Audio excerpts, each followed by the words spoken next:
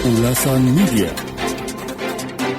Rekan Data Presiden Jokowi beserta sejumlah menteri dan gubernur ini menggelar camping di titik nol Kota Negara atau IKN Kalimantan Timur. Camping dilaksanakan mulai 13 hingga 15 Maret 2022. Ini anggota DPR RI Dapil Kaltim mengapresiasi rencana Presiden melaksanakan camping.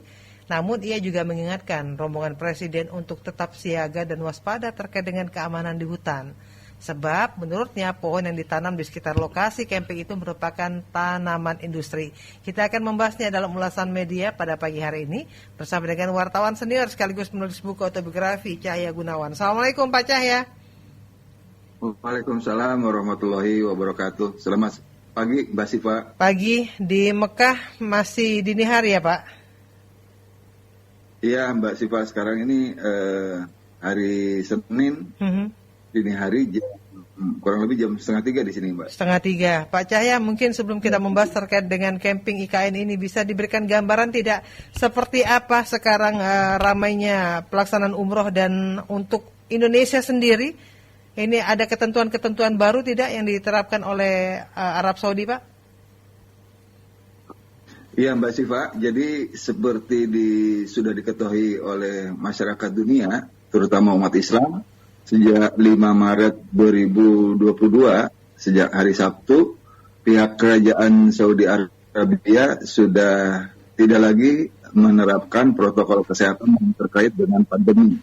Sejak 5 Maret, ketentuan tentang karantina, tes PCR, dan social distancing sudah dihapuskan. Jadi pihak kerajaan Saudi Arabia sudah memutuskan endemi, artinya tidak ada lagi pandemi di sini. Jadi situasinya sudah kembali normal, sama seperti sebelum adanya pandemi COVID-19. Jadi sekarang masyarakat umat Islam dari seluruh dunia sudah bisa bebas masuk, keluar masuk ke Arab Saudi untuk melaksanakan ibadah umroh maupun haji. Jadi sepanjang pengamatan saya, umat Islam dari pelosok dunia sekarang sudah memenuhi Masjid Nabawi maupun Masjidil Haram, Mbak Siva. Mereka akan memenuhi panggilan Allah untuk melaksanakan ibadah umroh. Masuk nanti ibadah haji pun pihak kerajaan Saudi Arabia sudah membuka seluas-luasnya bagi seluruh umat Islam di seluruh dunia.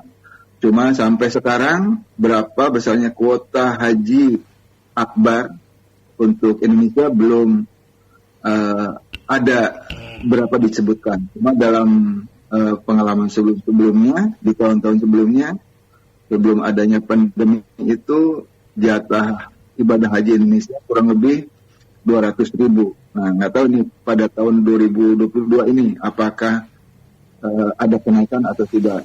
Terakhir yang saya ketahui, jatah atau kuota haji dari pihak kerajaan Saudi Arabia untuk umat Islam Indonesia sebanyak 210.000 jamaah haji.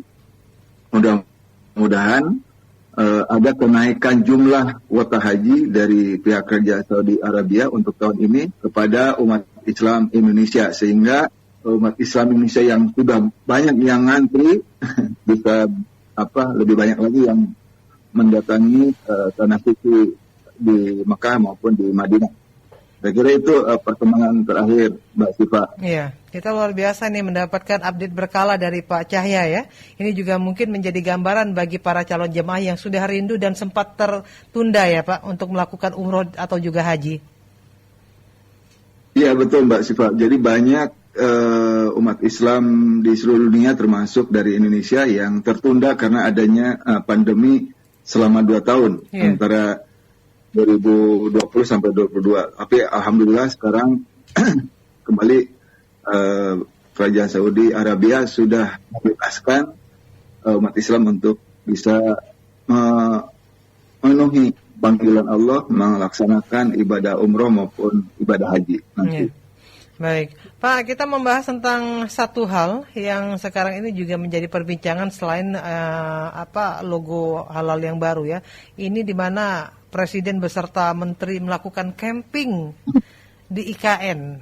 Nah, Pak Cahya mungkin melihat bagaimana kontur dan wilayah dari IKN ini sendiri, Pak. Ya, saya sih melihat gini, Mbak Siva ya. Ini kan camping itu rencananya hari ini ya, bersama para gubernur. Tapi katanya hanya 5 gubernur yang diajak camping bersama. Ditambah embel-embel harus bawa kendi, ada kendi Nusantara yang isinya air dan tanah.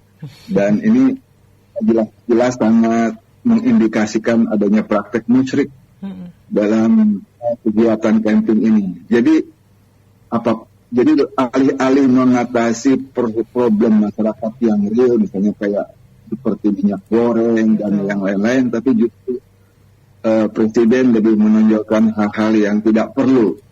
Bahkan sebenarnya kegiatan ini juga kontradiksi ya dengan persoalan yang dihadapi oleh proyek IKN sendiri, di mana investor yang diundang untuk hadir untuk membiayai pembangunan IKN ini, misalnya dari SoftBank, sudah menyatakan mundur karena memang proyek IKN ini tidak jelas parameternya dan lebih banyak cost center. Jadi sebenarnya ini untuk menutupi persoalan real yang dihadapi oleh IKN.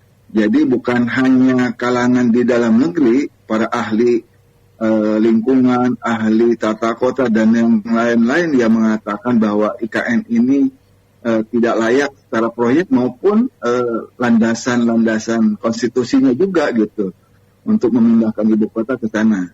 Ditambah lagi dari sisi bisnis,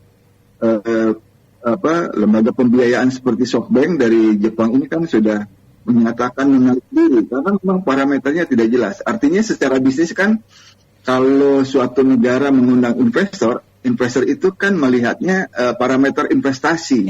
Nah, investasi itu kan dia menanamkan modal harus jelas break even point-nya atau uang kembalinya atau keuntungannya. Nah, ini dalam proyek IKN ini dengan mundurnya SoftBank dari proyek IKN ini mengindikasikan bahwa proyek ini secara bisnis tidak ada bisnisnya gitu, artinya tidak layak untuk dibiayai gitu. Nah, jadi kembali Mbak Siva bahwa negara ini semakin hancur di bawah rezim pemerintahan Jokowi karena sibuk berbuat kemusyrikan dengan membuang-buang anggaran miliaran rupiah untuk ritual yang tidak perlu, yang disebut ritual kendi Nusantara itu.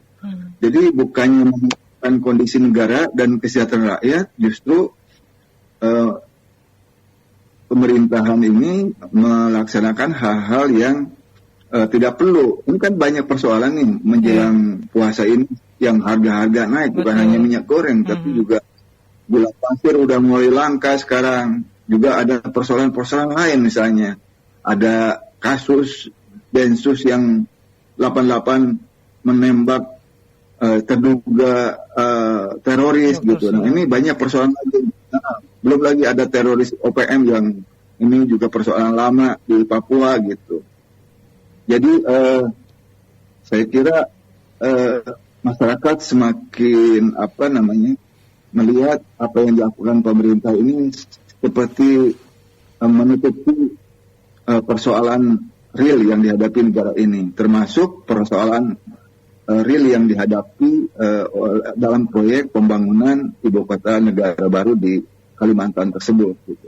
Ditambah lagi ini Mbak Cipa, kemarin hujan, jadi qadarullah itu menjelang camping para gubernur dan Jokowi ini hujan, jadi di lokasi camping itu tanahnya jadi becek gitu, jadi ya itu udah tanda-tanda alam gitu, jadi alam pun sudah menolak gitu dengan setiap rencana-rencana yang hendak dilakukan oleh pemerintahan Jokowi ini gitu. Jadi harusnya kan semakin menyadarkan, membaca tanda-tanda alam. Kenapa ini justru beberapa hari, mungkin 2 hari kemarin itu baru hujan. Kenapa sampai hujan dan itu becek, Mbak? Jadi itu terbayang itu panitia yang menyiapkan camping itu, yang itu kan dananya pastilah dana dari rakyat, baik dana dari Pemda atau dari pemerintah pusat, pasti dari Pemda lah itu yang menyiapkan semua itu kan dana rakyat gitu, untuk menyelenggarakan hal-hal yang tidak perlu, yang mengandung bernuansa kemusyrikan gitu. Gitu, Pak Cita. Iya, di sisi lain persoalan-persoalan rakyat yang sekarang juga masih banyak belum terselesaikan ya Pak. Antrian minyak goreng yang cukup luar biasa, pembatasan dan yang lain-lainnya ya Pak. Iya, bahkan itu antrian minyak goreng itu sudah memakan korban. Ada yang meninggal tuh di Kalimantan kalau salah tuh ibu-ibu itu.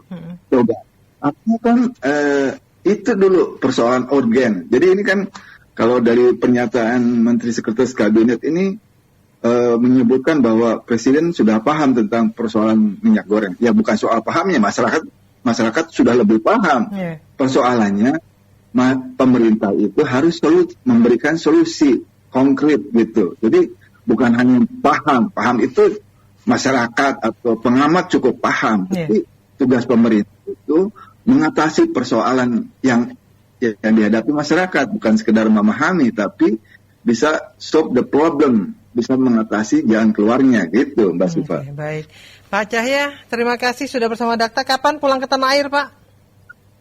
Insya Allah hari Rabu, Mbak Siva, dan di Jakarta sih katanya masih ada karantina. Jadi walaupun tinggal sehari ya karantinanya. Jadi saya kira Indonesia ini agak ketinggalan ya dalam merespon kebijakan-kebijakan pandemi ini. Negara-negara lain sudah menghilangkan karantina, sudah tidak ada lagi tes PCR.